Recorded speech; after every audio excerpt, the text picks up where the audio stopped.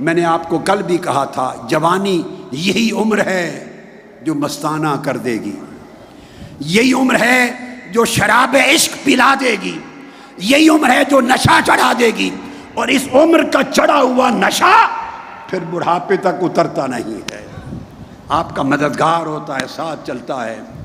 میں آپ کو قسم کھا کے کہتا ہوں، دنیا میں کوئی حسن ایسا نہیں رکھا جو اس کے حسن کے برابر لذت دے سکے، دنیا میں کوئی عیش ایسی نہیں رکھی جو اس کی قربت کے برابر عیش دے سکے، دنیا میں کوئی راحت ایسی نہیں رکھی جو اس کے عشق اور محبت کے تعلق کے برابر راحت جاں دے سکے۔ تم نے یہی کو چکھا ہے، بڑا سمجھتے ہو، لات مارو، لات مارو، دنیا بھی فانی ہے، دنیا کے حسن بھی فانی ہے، دنیا کی چاہتیں بھی فانی ہے، فانی سے عشق نہ کرو، باقی سے عشق کرو، تمہیں بھی باقی بنا دے گی، تمہیں بقا دے دے گی، مر کے بھی جیتے رہو گے، مر کے بھی جیتے رہو گے، آنکھیں بند کرو گے مگر نظر آئے گا، سو گے مگر سونے میں بیداری ہوگی، دور ہوگے مگر دوری میں قربت ہوگی، پڑھا نہیں ہوگا نہ پڑھ کے بھی علم ہوگا، اس سے عشق کرو، دروازے کھل جائیں گے، حجابات اٹھ جائیں گے، دوریاں ختم ہو جائیں گی، قربتیں بلائیں گی۔ اللہ پاک فرماتے ہیں حدیث قدسی میں، میری طرف کوئی شخص چل کے آئے میں اس کی طرف دوڑ کے جاتا ہوں۔ حضرت مالک بن دینار فرماتے ہیں، میں نے حج کی راہ میں ایک جوان دیکھا، جوان دیکھا، ہر جوان سوچے نا کس کو دیکھا، بولیے نا، ایک جوان دیکھا۔ میری آرزو ہے کہ آج اس زمانے میں کچھ جوان پھر ایسے پیدا ہو جائیں،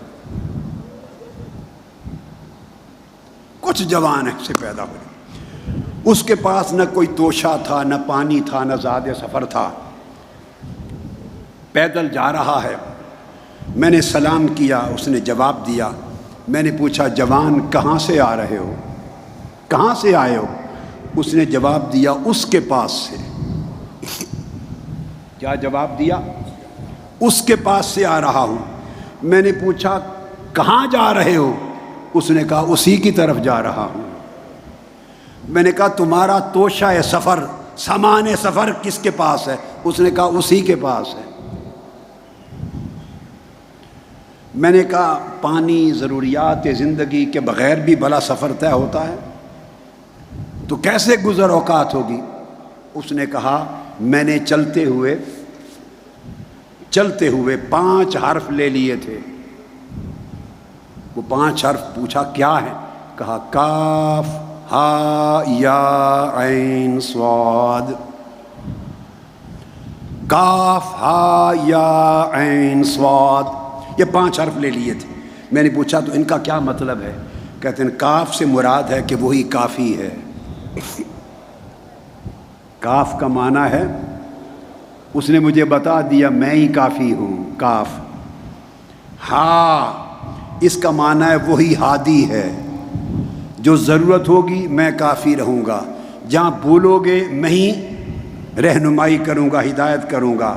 یا سے مراد ہے جگہ اور پناہ دینے والا، جہاں مشکل آئے گی میں ہی پناہ دوں گا۔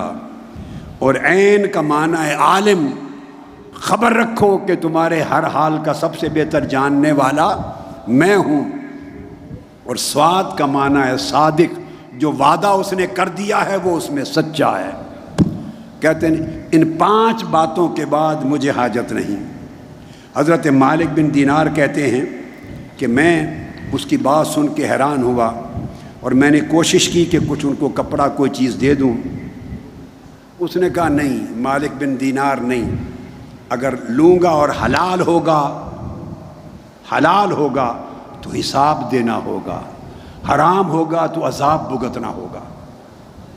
حلال ہوگا تو حساب دینا ہوگا، اگر حرام ہوگا تو عذاب بھگتنا ہوگا، اس لیے مجھے آزمائش سے محفوظ رکھ۔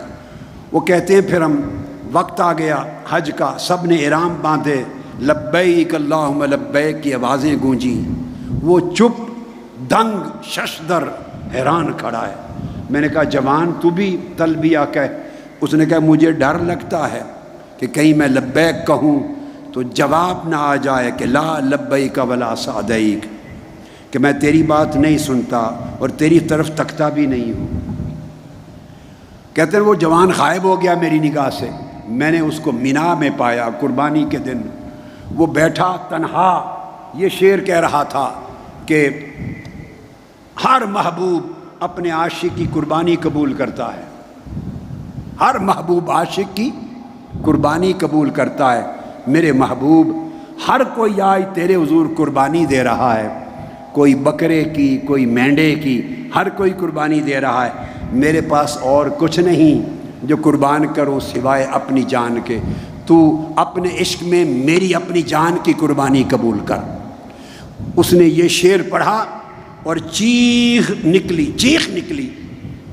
ہم آگے بڑھے، اس کی روح قفس انصری سے پرواز کر چکی تھی۔